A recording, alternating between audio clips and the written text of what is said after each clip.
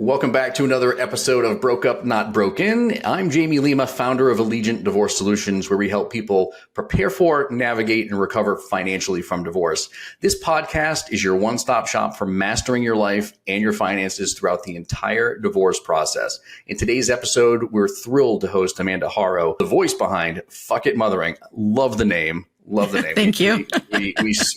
We cuss a little bit here every once in a while. So fuck it, mothering. Amanda brings a fresh, fearless perspective to the realities of motherhood, discussing everything from the unspoken hardships to the unexpected joys. Today, we're going to explore how her approach can empower mothers, especially those navigating the complexities of parenting post-divorce. So whether you're just starting to consider divorce or you're in the thick of it, this episode will equip you with the knowledge and tools you're going to need to master not only the personal challenges you might be facing, but the financial ones as well. So grab a cup of coffee or your beverage of choice, buckle up, and let's once again get you personally and financially empowered. Amanda, it's so great to have you here.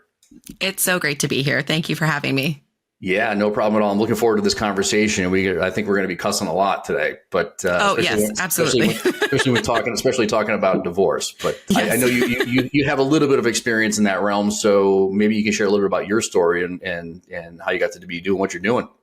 Yeah, absolutely. I got married when I was 21 and I had my first baby when I was 22. And then they kept coming like clockwork every 2 years. So I had 4 kids in 6 years, and it was a lot. It was a lot. And I was in a very one-sided marriage. So it got to the point where I was faced with this decision of just like, what am I going to do? Because I'm really, really unhappy, and being so unhappy was affecting me and my experience of my own life, but it was also affecting the way that I was showing up for my girls, or like how I was able to show up for them. I had chosen to be a stay-at-home mom, which added another layer of complexity because of the financial aspect. Like I'd been out of the job market for, at that point, it was 8 years. And, you know, like I had said, I got married so young, so I didn't have a ton on my resume to begin with. And so there was a lot to think about. But ultimately, the decision that I made was just like, the kids need one functioning parent, and I can't function if I'm still in this marriage. And also I have all girls. And so I didn't want to set the example for my girls of like, this is what a marriage looks like. This is what the wife should be doing, you know, everything. And so, yeah, I made that choice to complete my marriage. And looking back, it was the biggest act of self-love that I had acted upon at that point in my life. That's incredible. And what are the age ranges of the girls? So we're in birthday season, because not only did they come 2 years, they came almost exactly 2 years. So it's October 8th through December 1st, all 4 of their birthdays. Wow. Yeah, it's crazy. And it's like the holiday season. It's nuts. I have really good planning skills. So we are almost 14 and officially 12, officially 10, and almost 8. Oh man. I'm the dad and stepdad to 3 girls, and they're a little bit on the older end of the side now. Yeah. We were at 21, 19, and then my youngest is 12. But okay, man, 4 girls. That's tough. That's tough. You girls are tough when you're that age. Trust me. Yes. I just try to stay out of the way most of the time. So you're in this. This is an amazing story, because your situation was in many ways, kind of like a lot of people that are listening, and certainly was like mine, where it's like it's not going to be easy to leave, and this is going to be challenging, but I can't just stay on this path, because I felt the same way. I'm like, I don't want my kids to look at me and be like, this is how this is supposed to go down. Like, right. This is not the environment. This is not what the marriage should look like. Mm-hmm. And so take me to that moment, or like, was there like the impetus for making that decision? Like, I know what I felt, but like, if you had to rewind the tape, like, what was that? What were you feeling in that? Yeah, for sure. It took me about a year of, going back and forth and to really like make that choice. And I'm the type of person where like, once I make a choice, it's done. Like, I don't do the like, oh, maybe I shouldn't have done that.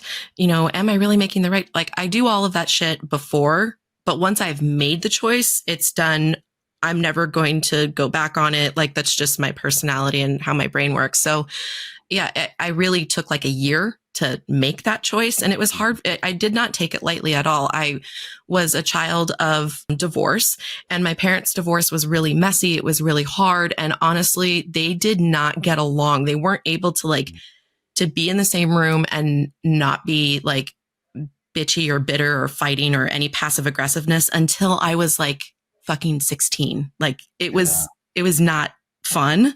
And also at the time I was like very, very deeply Christian. And so I had this thought of like, this is a sin.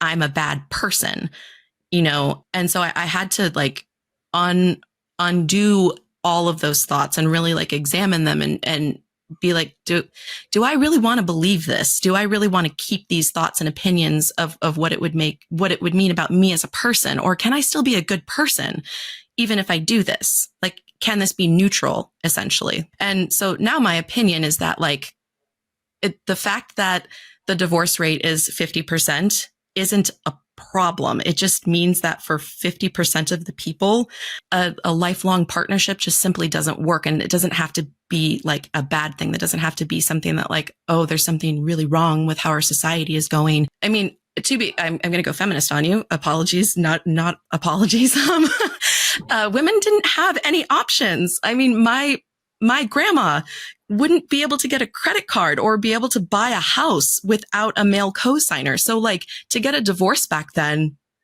it was a really big, scary thing financially for women. And it's not the case now. Yeah. So it's like women who would have stayed before because they seriously didn't have any other options. We have options now. So why are we doing this? Yeah. And when I say it all the time that like, because you can get all of the feminists all you want. I mean, most of the people that are listening here are going to be women, and secondarily, 95% of the people that we work with are women, and mainly because women are smarter when it comes to this stuff. Sorry, dudes. We all have John Wayne syndrome as men. I mean, even in my own divorce, I was like, yeah, I've got this handled. Got it handled. I'm a certified financial planner. I know all about the finance. I got it. And I look back and I'm like, well, why did I make this mistake or that mistake? It's because you let emotions, get involved. Right. But when it comes to mostly women are reaching out, asking for the help because they are smarter when it comes to this type of stuff, and they know they need the help and they want the support. So, that's why we do the work that we do. And so you decide to get this divorce, you work through all those emotions, you take the year to kind of get yourself dialed into this, and then the divorce happens, dust is settled on the divorce. What then? Were you able to find another job? Like, did you start your own? Is this where the business came from? Like, what happened?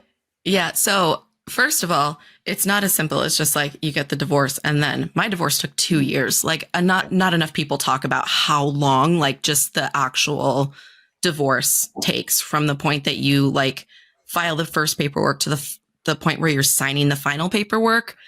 It takes so much longer than I would have expected it to. Mine took 2 years. So our financial position before, my girl's dad is a trust fund baby. So his parents were supporting us.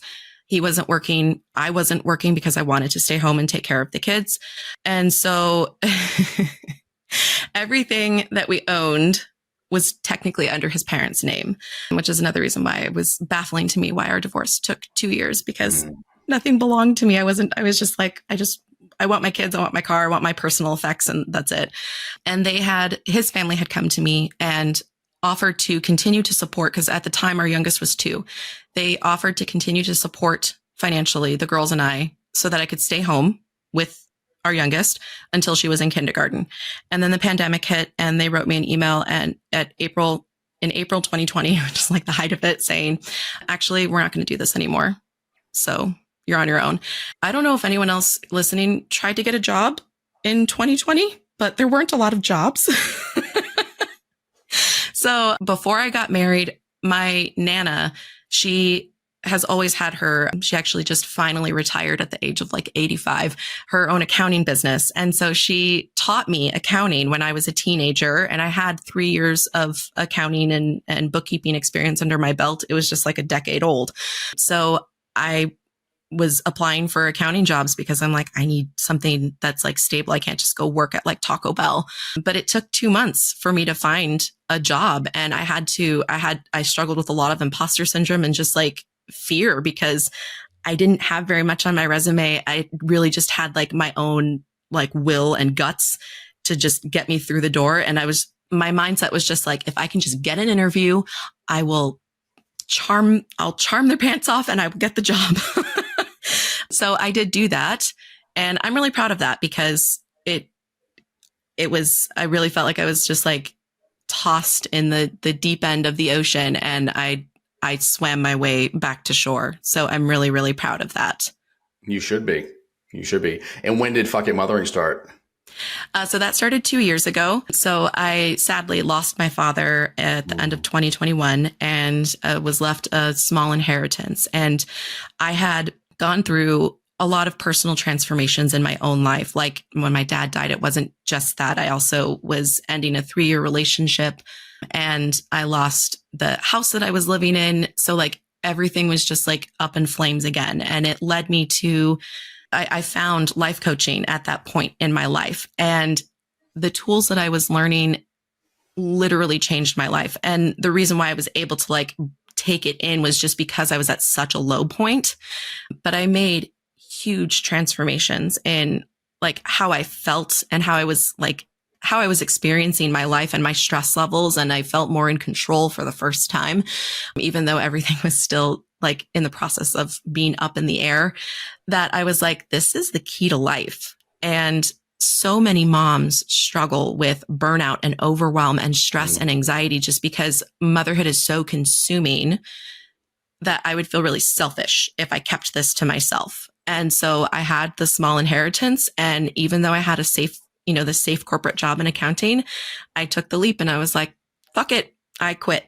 And I quit my job and I started my business. Oh, incredible. You brought up what I had a question for you on, which is, the burnout, right? Like it's easy to get to feel burnout. I mean, I felt burnout in my own divorce where you're trying to balance all these demands. You have to go to work and try to perform every day. And you've got kid responsibilities and you've got your own personal goals and objectives that you have for yourself. So how do you address those challenges in the coaching that you do? Like, because divorced mothers face all kinds of challenges, like in balancing out the demands that parenting has.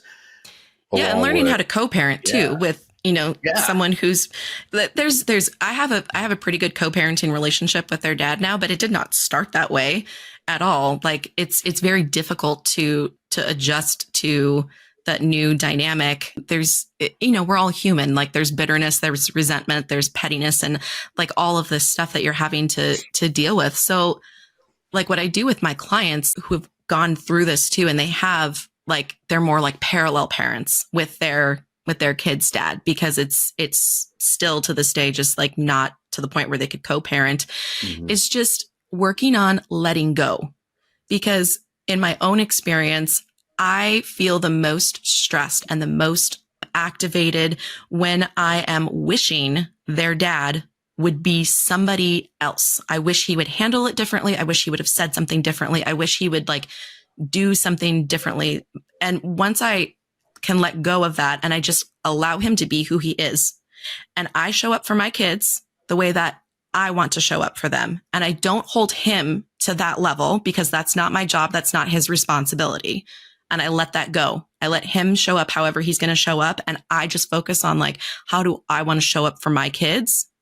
It alleviates so much stress instantly. That's an incredible point. And so it's like you basically have to be like just be who you are, never change, just be the one, like that foundation for them. Like, and that's kind of what I've tried to do too. Like we parallel parent. There's definitely no co-parenting going on. That's impossible. And that's necessary sometimes. And like, it's okay. It's okay if you have to parallel parent. Yeah. And from my perspective, like the kids know what they're going to get when they, they're going to get discipline. They're going to have some expectations for me.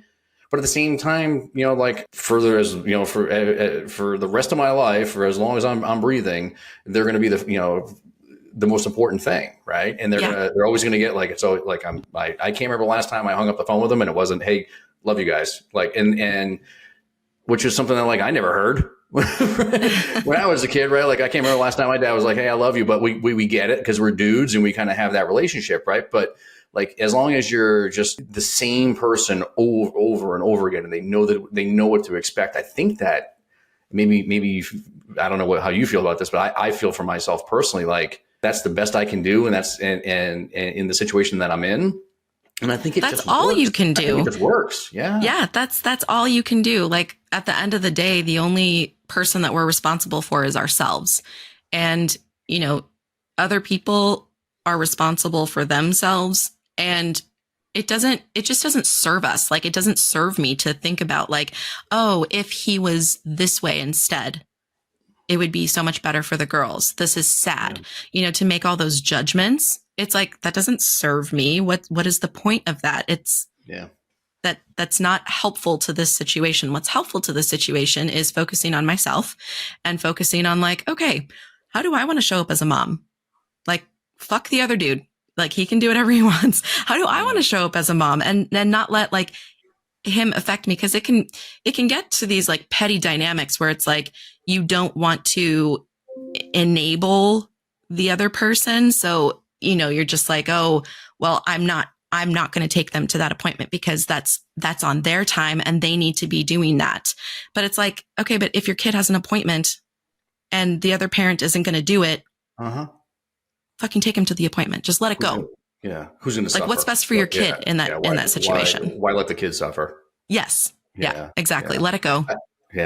I've played that game with myself a few times and like finally just like, I just gotta, karma will come back around anyway. Yeah, exactly. We're all human, it's not a problem if you find yourself like fighting with that pettiness again. It's okay. Just as long as like you recognize it and you let it go and you move on. Mm-hmm. Absolutely. So I just still kind of sticking with the theme of like the aspirations that a lot of women have, right? And trying to balance it out with the demands of taking care of the kids and the home and work and all that other stuff. I mean, you basically just said, hey, like, fuck it. I'm just going to there is no plan B effectively. Right. It's kind of what you did. Yeah. So how do you, and one of the things that a lot of the women that we work with, number one thing that they think about is like, how am I going to make ends meet? And they want to have that like financial independence, right? Because they never had it. Right. They I don't know anybody that we've worked with at the moment that is a trust fund baby or married to a trust fund baby. A lot of them are, the stay-at-home mom who have a husband that was the breadwinner, took care of all the finances.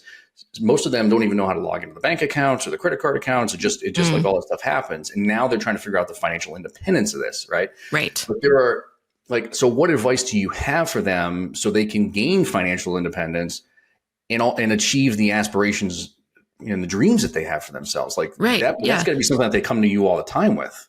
Yes. You need to work on your self-confidence, like worrying about worrying about making ends meet. It's totally normal to go there. And like when I have a client who's just like stuck in the catastrophizing of like, just so anxious about like the worst case scenario, I'm like, okay, fuck it. Let's go there. Take me to the van by the river. What is your worst case scenario? Like your absolute, like you're homeless. Then what? What would you do? And what is surprising? Every single person always has an answer to that question. And once you realize that, like, even if the absolutely worst thing happened, that you would know what to do. You would have someone to call. You have some sort of thing in your, like you can see your brain starting to figure out that problem. You can trust yourself. And when you can trust yourself, then it's not so scary to dive into learning all these different things, these new things that you have to learn, like it's just not as scary when you fully like trust yourself to get through anything that comes your way. It's going to be okay. And like with me, with my business, it was terrifying. And I was like, what if I fail? What if this is like the biggest mistake of my life and I let go of this job? And the thought that I just kept coming back to was just like, I'll just go back to accounting. It's okay. It'll be waiting for me.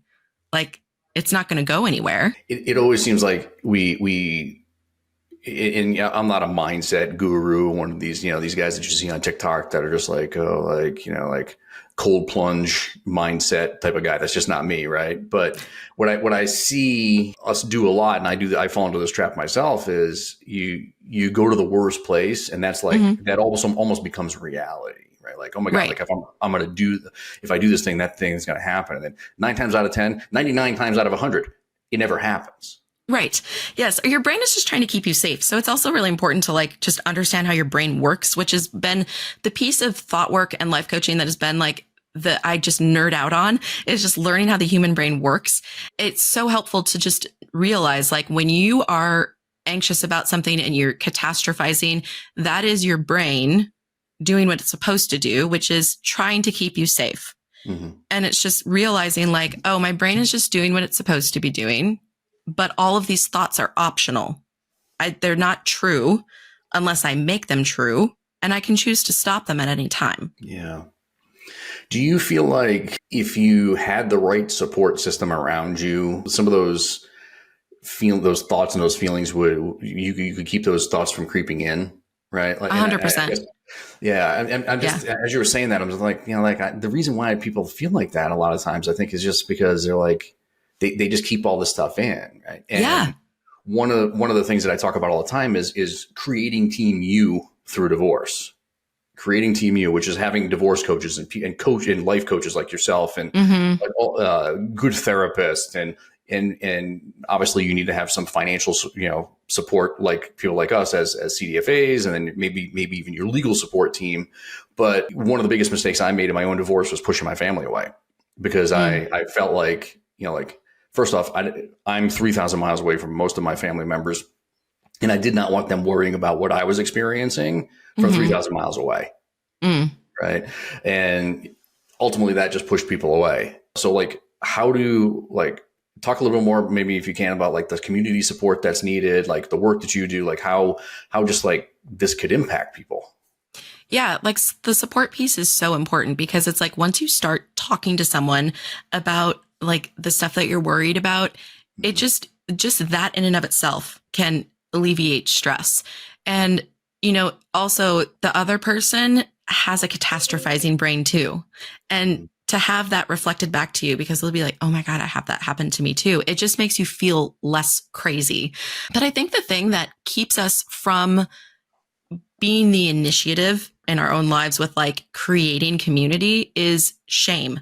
I think when we're feeling shame from any aspect, especially around divorce though, because some people just have negative opinions, you just don't want to put yourself in a position where you could possibly get someone's negative feedback, or like, oh, well, why are you doing this, or anything like that. So you hide instead. And if you can recognize like when shame is having you hide, and just kind of work on that. And like, for me, it's always about like, I just make this promise to myself of like, I always have my own back no matter what. And I know who I am as a person. I know my truth. I know my intentions. And if somebody can't see that, it's okay. It's okay if they can't see that, but I try to not let that stop me from reaching out to people, because support is so important. That's what's going to be what helps you to get through this transition in your life with like your sanity intact. Yeah. Do you think there's still a stigma attached to divorce these days? Or do you think is it more of like everybody goes through a divorce type of thing? It's weird, because it's like we're getting more like used to it, but I do still think that there's a stigma attached to it, because the general consensus is that divorce is bad. Once we can get to the point where people see divorce as neutral, it'll be a lot more comfortable for everybody.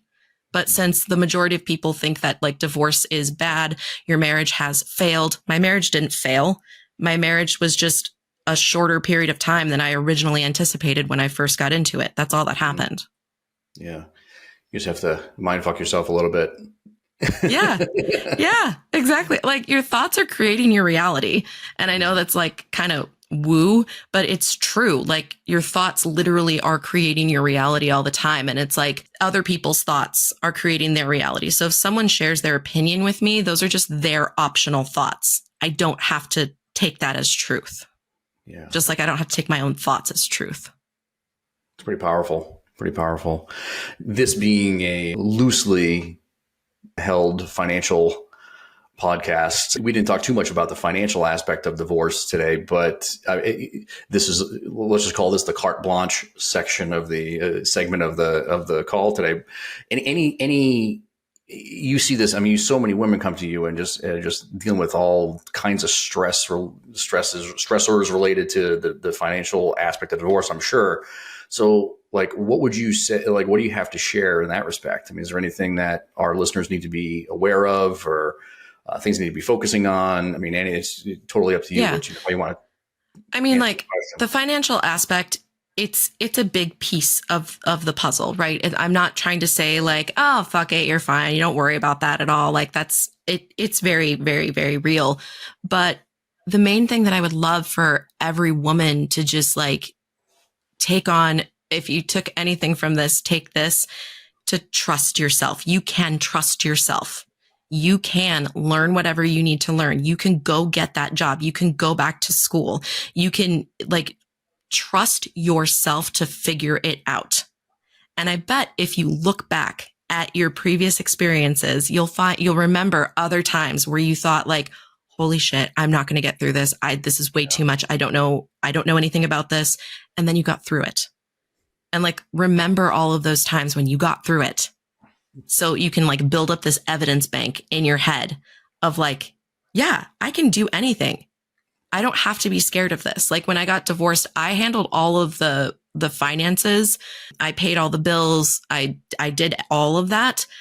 I didn't have any credit though. My credit score didn't exist because all of our credit was under his name. I had to start from scratch. I had to get a credit card with like cash, like where you back it up with cash so I can build up my credit, even though I had just spent like 9 years because we had been together and like consolidated our finances before we got married, building up his credit, you know, like, but I have my own credit now. I learned how to do it. It's okay. Awesome. It's a great message. How can people get in touch with you if they want to chat with you about their situation and maybe get some help? Yes, absolutely. I am on Instagram and YouTube mostly.